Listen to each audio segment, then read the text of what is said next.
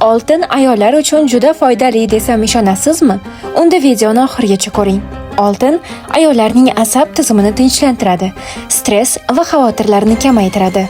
Oltin tanada energiya almashinuvini yaxshilaydi, gormonal o'zgarishlarni me'yorlashtiradi, ayollardagi holsizlikni kamaytiradi. Oltin hatto bo'g'im va yallig'lanishda ham foydalidir. Oltin taqqan ayollarda o'ziga ishonch baland bo'ladi, hayotga qiziqishi ortadi. Qadimda oltin nafaqat bezak, balki ijtimoiy maqom va kuchli himoya ramzi hisoblangan. Qadimgi Misrda oltin taqqan ayollarni ilohiy himoya ostida deb bilishgan.